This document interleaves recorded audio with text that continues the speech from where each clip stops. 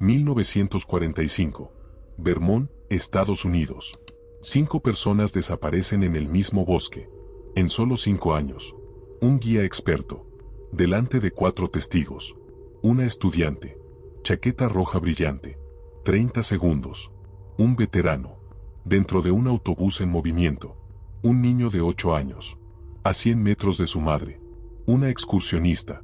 Encontrada 6 meses después donde ya buscaron. 1000 personas buscaron. El FBI investigó. 4 nunca fueron encontrados. Bienvenidos al Triángulo de Bennington. Suroeste de Vermont. Montañas verdes. Una zona de 150 kilómetros cuadrados que los locales llaman el Triángulo de Bennington. No es nombre oficial. No aparece en mapas. Pero entre 1945 y 1950, 5 personas desaparecieron aquí en circunstancias imposibles.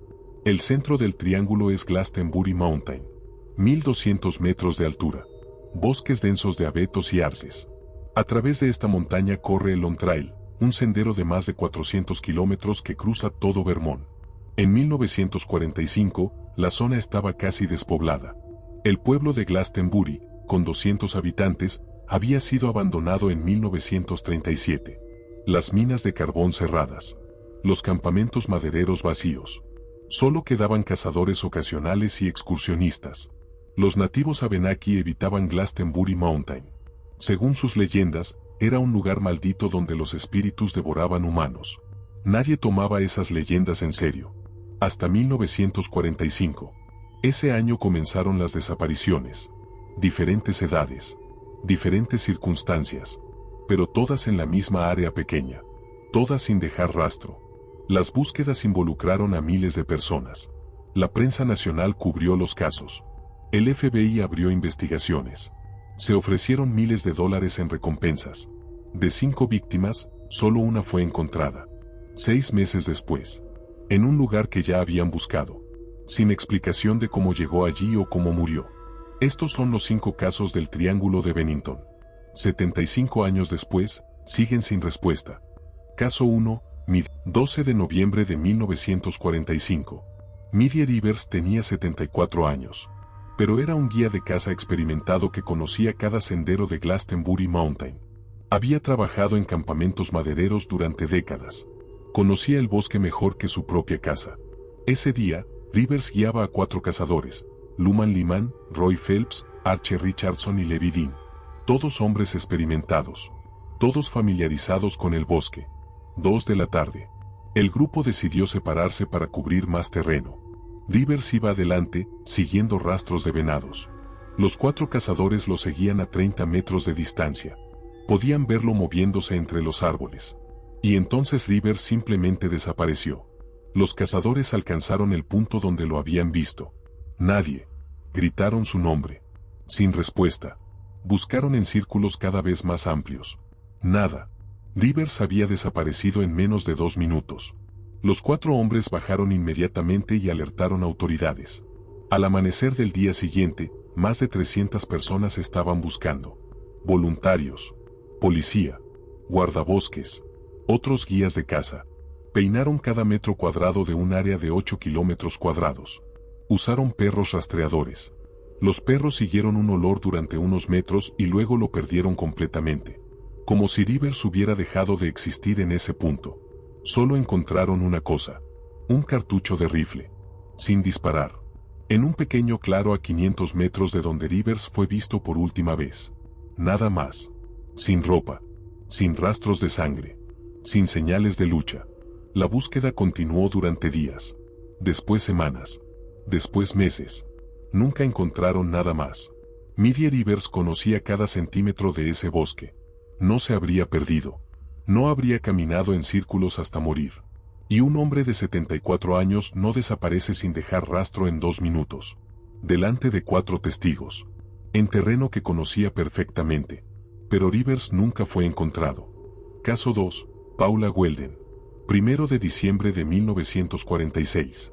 Exactamente 1 año y 19 días después de Rivers. Paula Jan Weldon tenía 18 años. Estudiante de 2º año en Bennington College. Joven responsable.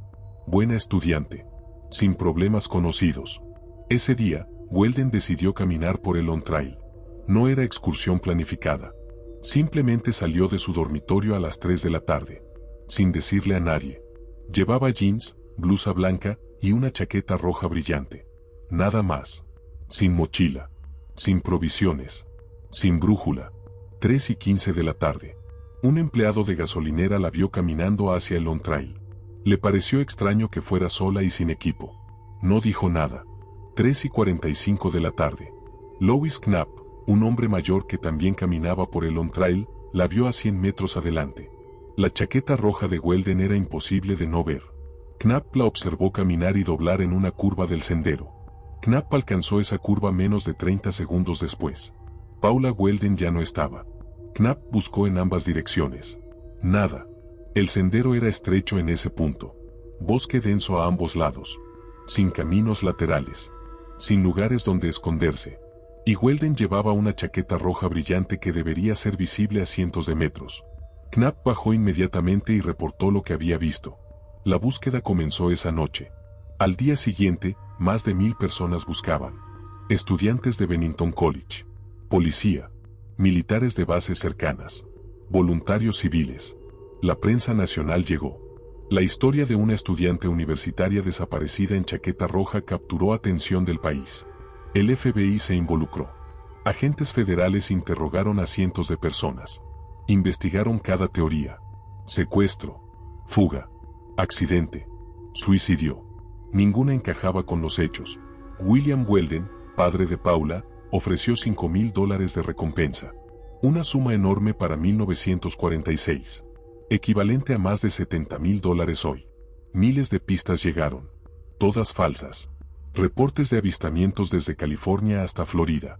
Ninguno verificado. Confesiones de más de 100 personas diferentes.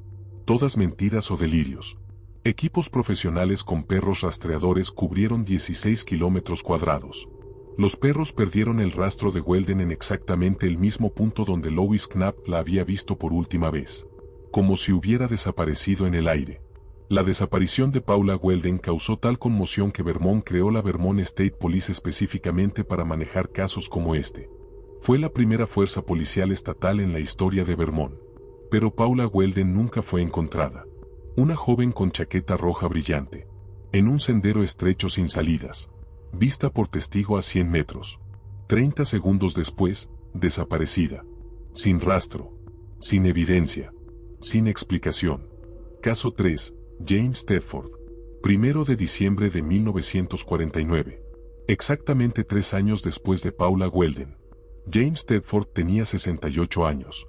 Veterano de guerra que vivía en el Soldiers Home en Bennington. Sufría problemas de salud mental relacionados con su servicio militar. Pero era funcional. Podía viajar solo. Visitaba regularmente a familiares en St. Albans, a 200 kilómetros al norte. El viaje en autobús. Ese día, Tedford abordó un autobús en St. Albans para regresar a Bennington. El viaje tomaba 4 horas. 14 pasajeros viajaban en ese autobús.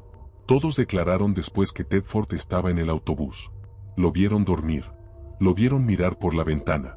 Un pasajero habló con él sobre el clima. El autobús hizo varias paradas. En cada parada, algunos pasajeros bajaron, otros subieron. Tedford permaneció sentado. La última parada.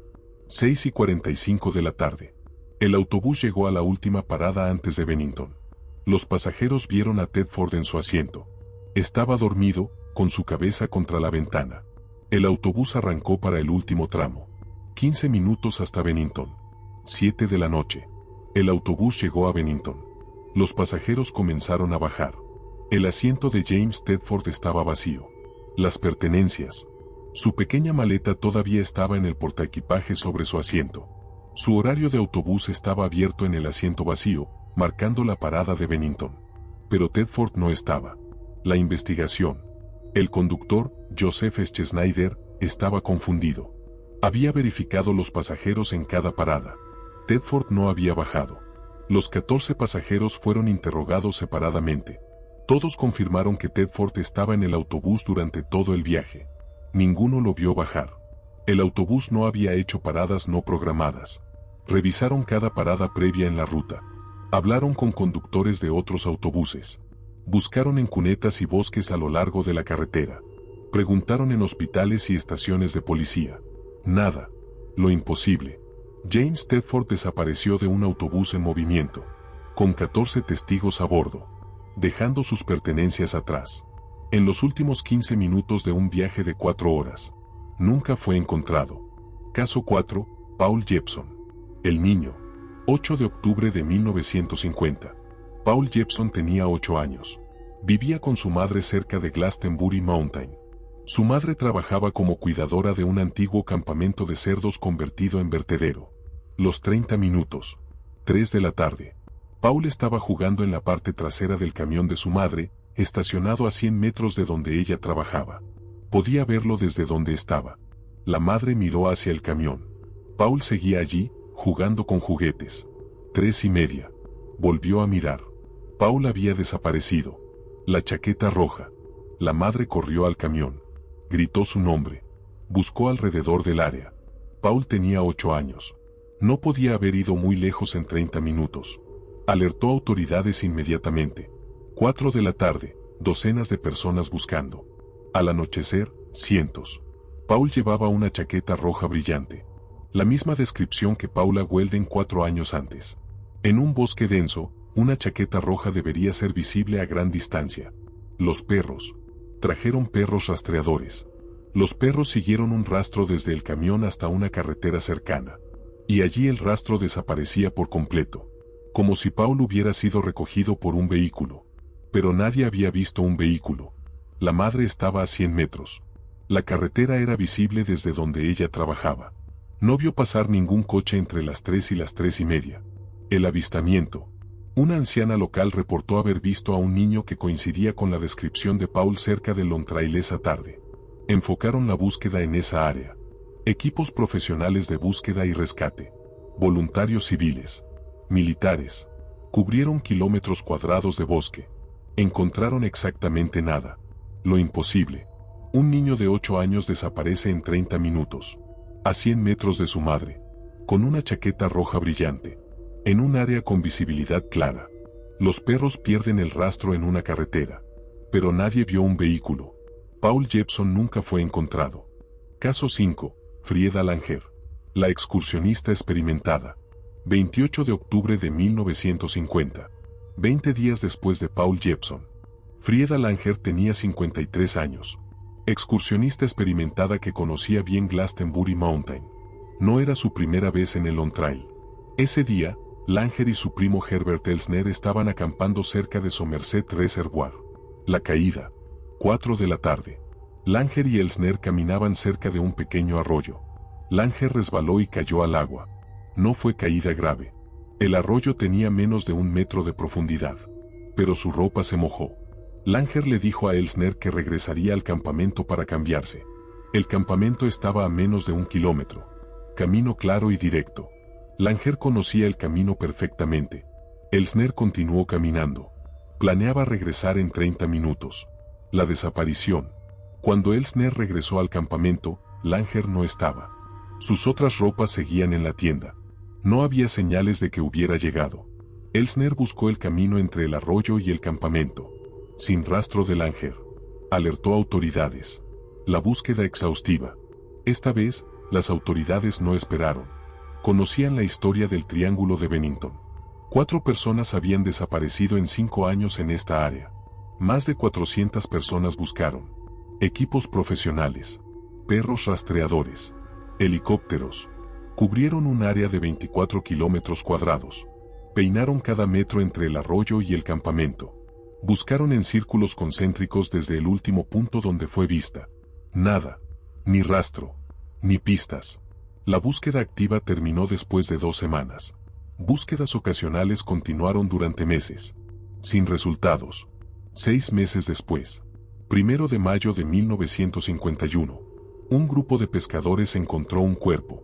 Era Frieda Langer. Estaba en un área que había sido buscada exhaustivamente. Múltiples veces. Por equipos profesionales. Un área completamente abierta cerca de Somerset Reservoir. Sin vegetación densa donde un cuerpo pudiera esconderse. La autopsia. El cuerpo estaba en estado de descomposición avanzado. Mucho más avanzado de lo que debería después de 6 meses. especialmente considerando que había estado expuesto al frío del invierno de Vermont. La autopsia fue inconcluyente. El forense no pudo determinar la causa de muerte. El estado del cuerpo hacía imposible un análisis definitivo. Lo imposible. Frieda Langer fue la única de las 5 víctimas del Triángulo de Bennington que fue encontrada. Pero su muerte planteó más preguntas de las que respondió. ¿Cómo apareció su cuerpo en un área buscada exhaustivamente? ¿Por qué la descomposición estaba tan avanzada? ¿Cómo murió? Nadie lo sabe. 5 personas. 5 años. Misma área de 150 kilómetros cuadrados. Midie Rivers, guía experto que conocía cada árbol. Desaparecido delante de 4 cazadores. Nunca encontrado. Paula Weldon, estudiante con chaqueta roja brillante. Desaparecida en 30 segundos delante de testigo. Creó la Vermont State Police. Nunca encontrada. James Tedford, veterano que se esfumó de un autobús en movimiento con 14 pasajeros a bordo. Nunca encontrado. Paul Jepson, niño de 8 años con chaqueta roja. Desaparecido a 100 metros de su madre en 30 minutos. Nunca encontrado. Frieda Langer, excursionista encontrada 6 meses después en área ya buscada. Causa de muerte, indeterminada. Más de 2.500 personas participaron en búsquedas. El FBI investigó. Miles de dólares en recompensas fueron ofrecidos. Equipos profesionales con perros rastreadores cubrieron kilómetros cuadrados. Y al final, 4 personas nunca fueron encontradas. Una fue encontrada sin explicación. 75 años después, ninguno de estos casos ha sido resuelto. No hay sospechosos. No hay arrestos. No hay cierres. Las teorías abundan. Asesino serial. Accidentes múltiples. Cuevas ocultas. Encubrimientos. Pero ninguna teoría explica todos los casos. Ninguna teoría encaja con todos los hechos. Lo único cierto es esto. Entre 1945 y 1950, 5 personas entraron al Triángulo de Bennington. Y 4 nunca salieron. Esto fue el caso número 12 del portafolio de Raíz del Espanto. Si te gustó este video, suscríbete para más casos sin resolver. Y déjame en los comentarios, ¿cuál de estas 5 desapariciones te parece más imposible? Nos vemos en el próximo caso.